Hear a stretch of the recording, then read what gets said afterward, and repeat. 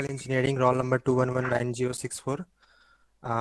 This is a presentation regarding assignment on value-based education, and the topic is human needs. This assignment is guided by Dr. Hina Chavda Madam, Faculty of Value Education and Psychological Consultant. Topics and content layout with list. The topics are definition, why the concept of human needs matters, needs with desires, arguments for the human needs approach, arguments against the human needs approach, and last conclusion. So the definition is human needs are a powerful source of explanation of human behavior and social interaction, or straightforward, human needs a number of essential to survive. So what are those essentials? Those essentials to survive. These essentials go beyond just food, water, and shelter. They include both physical and non-physical elements needed for human growth and development, as well as all those things humans are innately driven to attain. Actually, all individuals have needs that they strive to satisfy either by using the system, acting on the fringes, or acting as a reformist or revolutionary. For example, in this GIF, the lady is telling that you are essential, everybody is essential. Actually, we are in a loop where every person telling to each other that you are essential. Means all are all have some needs to from anyone. So all these are interconnected. Next. So the question is why the concept of human needs matter. Human needs. So let's think about, or we say, let's know the virtue of human needs theorist. Human needs theory argue that one of the primary causes of protracted or intractable conflict is people's unyielding drive to meet their unmet needs on the individual, group, and societal level. And for example, Palestinian, as we know about the Palestinian conflict in the Israel, so let's discuss. For example, the Palestinian conflicts involve the unmet needs of identity and security. Countless Palestinians feel that their legitimate identity is being denied them, both personally and nationally. Numerous Israelis feel they have no security individual because of suiciding bombings nationally, because their state is not recognized by many of their close neighbors, and culturally because anti-Semitism is growing worldwide. Israeli and Palestinian unmet needs directly and deeply affect all the other issues associated with the conflict. Consequently, if a resolution is to be found, the need of Palestinian identity and Israeli security must be addressed and satisfied on all levels. So as we are discussing about needs, so what are those needs that we all desire?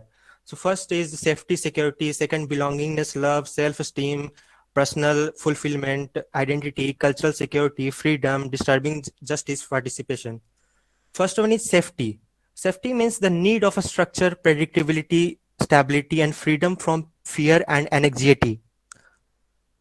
On the individual level, security is most often understood as safety. The safety includes freedom from harm, whether physical or psychological. Or we say security can be related to one's ability to attain the fundamental physical needs of a home, food, and socio-economical needs such as a job. The concept of individual security can be therefore be linked to an individual's perceptions of her or his standard of living. The individual may thus equate security with a high standard of living. Actually, the concept of security on all levels is related to basic concept of human psychology. If threatened, people will react and take necessary defensive measures. Second, belongingness and love. So this is the very important point. Here the need of accepted by others and to have a strong personal ties with one's family, friends, and identity groups. This belongingness or power or love represents the most varied, complex, and basic forms of power. Love seems incongruent with most of what we know about large group behavior, and respect or even loyalty does not seem in itself sufficiently strong or intense to explain that form of power on which all others rest. I suggest that its base is something more primordial or beginning of the time. In other words, we can say one, our survival is ensured. Our next most pressing agenda as being is to belong, to love, to be loved. Next, self-esteem. Thus, the need to be recognized by oneself and others as a strong, competent, and capable. It also includes the need to know that one has some effect on his or her environment. Self-esteem tends to fluctuate over time depending on your circumstances. It's normal to go through times when you feel down about yourself and times when you feel about yourself.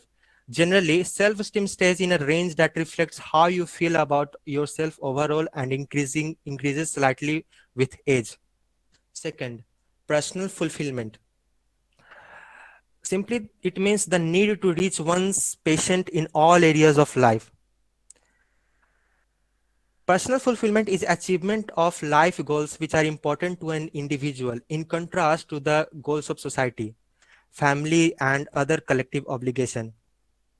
It commences when an individual starts becoming conscious of oneself and one's surrounding. It is then that one's exploration begins to realize that one is capable of. For example, let's take an example, sorry, like the tentative steps of child that invariably lead to few falls followed by seeking for some help from around people around. Then the joy of achievement when one can successfully take a few steps without falling. So what are those steps which makes us successful, which those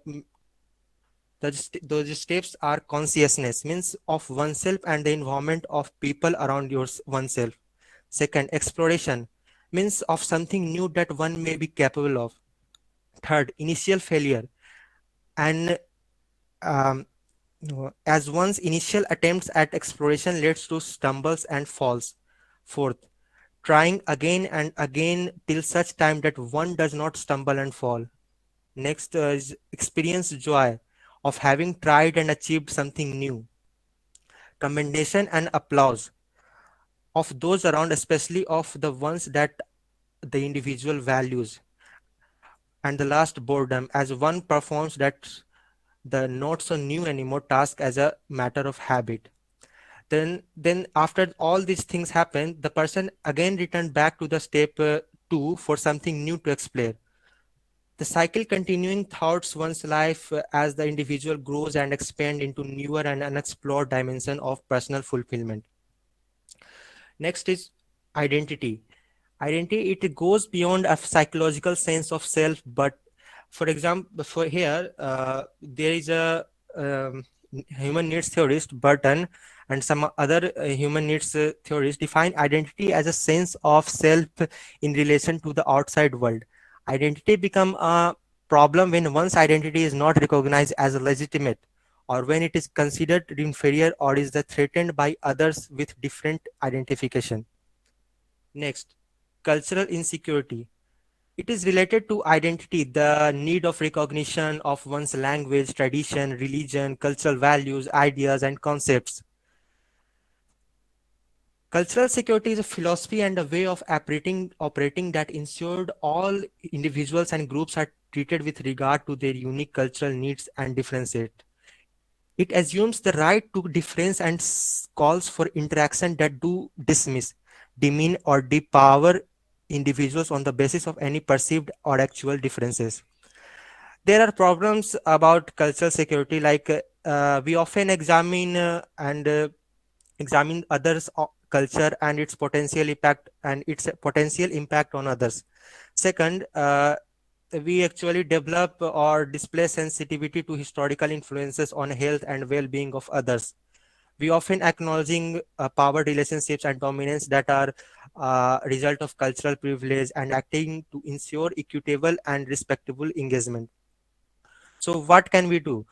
We can do ensuring respectable dialogue and avoiding use of language that may be colonizing in nature. or accept the right to hold differing world and other views. We should increase cultural knowledge, being a culturally responsible clinician.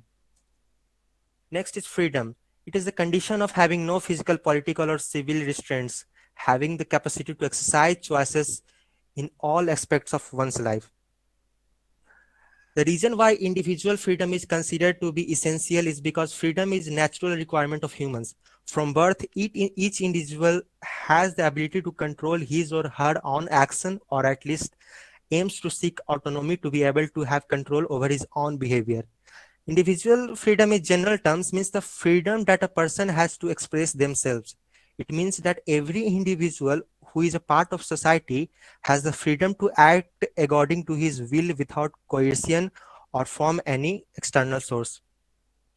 Here in this small pic, the person is saying, oh yeah, they're gonna talk to you and talk to you and talk to you about individual freedom, but they see a free individual, it's gonna scare them. Means in our society, nobody want to see other people as a free person, because they say a lot about freedom.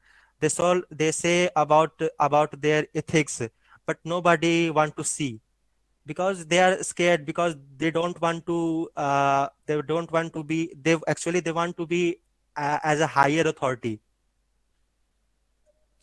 Next, distributive justice. It is the need for the fair allocation of resources among all members of a community. Distributive justice is defined as a perceived fairness of how rewards and costs are shared by group members. For example, when some workers work more hour but receive the same pay, so group members may feel that distributive justice has not occurred. So to determine whether distributive justice has taken place, individuals often turn to the behavioral expectation of their group. Next, participation. It is the need to be able to actively partake in and influence civil society. First, an individual can join an organization that promotes some aspect of civil society. Second, individuals can act as individuals with no significant organizational commitment. Next, here I'm talking about the famous human needs theories, which is Abraham Maslow. Maslow hierarchy of needs is an idea of psychological proposed by American Abraham Maslow in his 1943 paper, A Theory of Human Motivation, in the journal. His theory paralleled many other theories of human development psychology, some of which focus on describing the stages of growth in humans. He was famous because of this pyramid which is showing right now. He this hierarchy pyramid is frequently used because it visualizes the needs that one must have met in order to reach self-actualization. Second, arguments for the human needs approach. So many human needs theories offer a new dimension of to conflict theory. Their approaches provides an important conceptual tools that not only connects and address human beings on all levels. The human needs approach, on the other hand, support collaborative and multifaceted problem-solving models and related techniques, such as problem-solving workshops or an analytical problem-solving process. Human needs theories further understand that although needs cannot be compromised, they can be addressed in a general win-win or positive some way. Second, arguments against the human needs. However, many questions and uncertainties surround the human needs approach to solving conflicts. For instance, how can we define human needs? How can we know what needs are involved in conflict situations? How can one know what human needs are being met and unmet?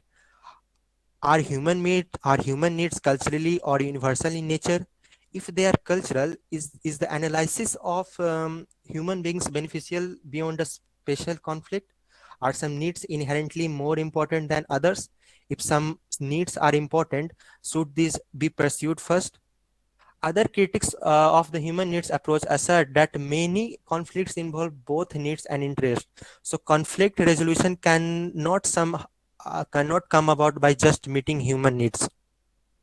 Ignoring the underlying needs and just negotiating the interest may at times lead to a short-term settlement, but it rarely will lead to the long-term resolution. And last conclusion: be reasonable. Be reasonable about your needs. If you want something, desire something, think about the consequences. Think about yourself with respect to somebody. Thank you.